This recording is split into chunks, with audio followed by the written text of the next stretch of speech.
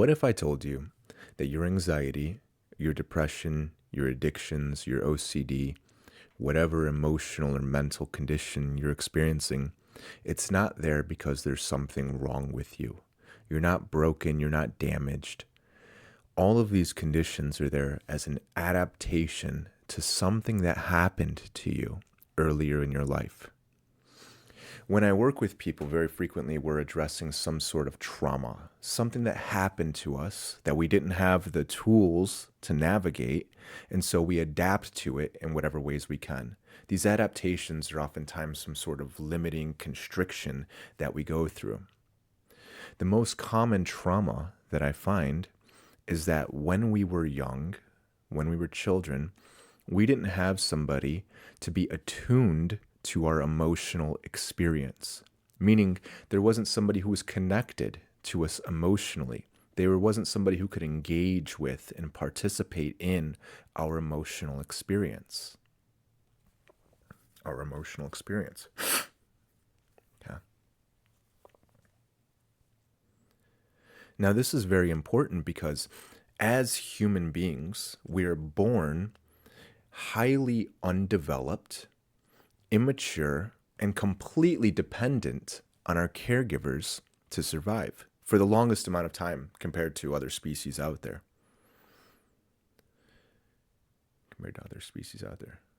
Human beings have the ability when we're born to express emotions. Every 2-day-old baby is going to let you know when they're hungry or when they want to be held. But we don't have the ability to regulate or to process or to soothe our emotions. So we are dependent on our caregivers to be attuned to our emotional experience, connected to it, to engage with it and participate with our emotional experience so we can learn to regulate our emotions. Now, what happens is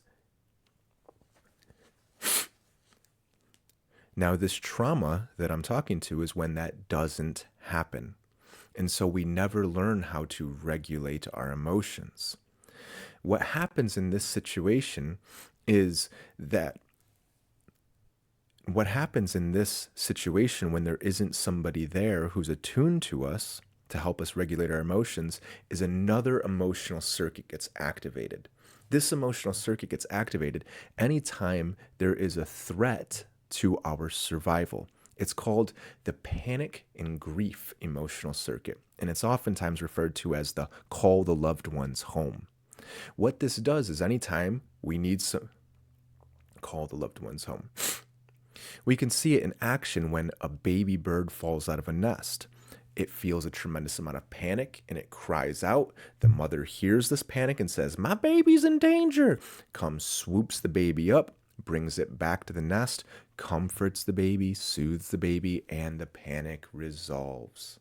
Now, what happens in humans, on the other hand, if our parents never heed that cue of panic?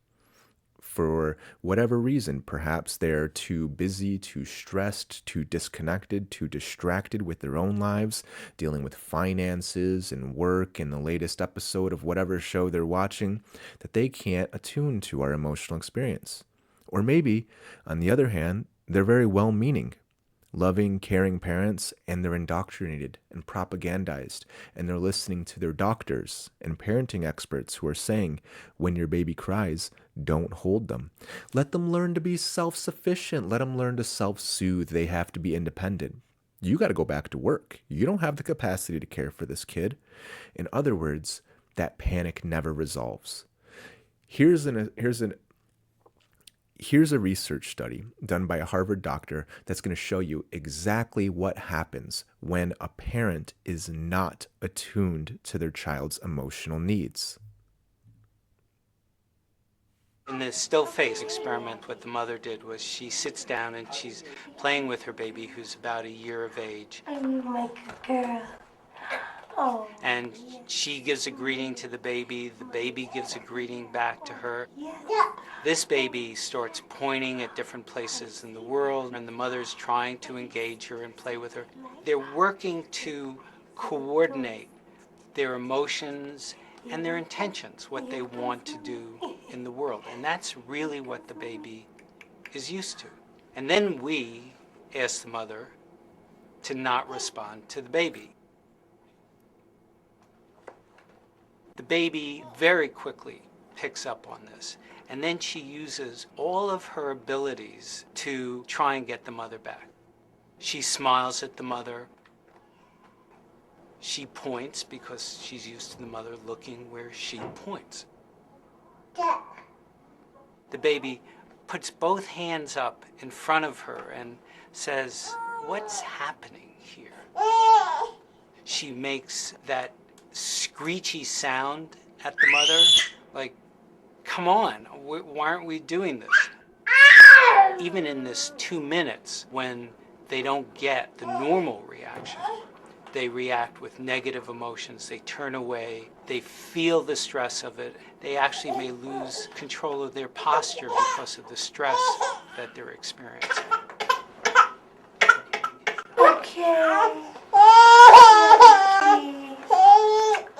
I'm here. And what are you doing? Oh, yes. Oh, what a big girl. So we can see very quickly the baby is asking for the mother to participate in their emotional experience.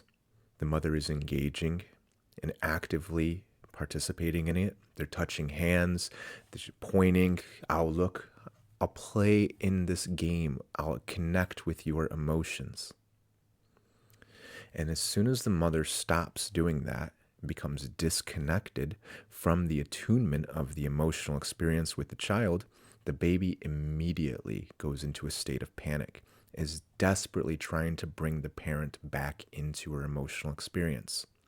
And when she doesn't come in, the baby feels a tremendous amount of panic. We can see it immediately. The color in her face changes, the contortion of her body, the screaming, "Please come back into my experience."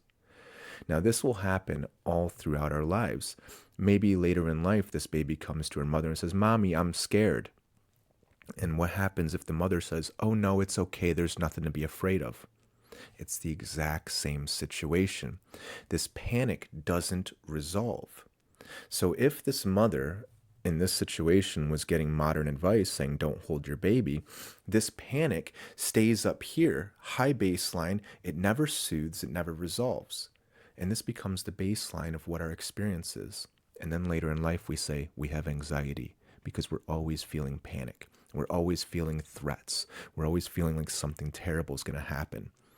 The solution to this panic is what we saw in that video, the attunement, to come back to connection with the emotional experience, to participate in it, to engage with that emotional experience. Now, if we're adults, we can't expect our parents to come and reconnect and attune to our emotional experience. No. The person who needs to do that is none other than ourselves. We have to learn to become the parent, the caregiver, the mature, regulated nervous system that can attune to our panic and our unregulated, undeveloped, immature nervous system. We have to learn how to do that now. So that's the practice that I help people develop. And the good news is everybody can develop. This anxiety, this depression that we're feeling, the addictions, the OCD, all of these conditions, they're here as signals inviting us to come back to ourselves, to reconnect and reattune to ourselves. This reconnection, this engagement, this participation, attuning back to our emotional experience is the key to addressing all of these conditions that we're talking about.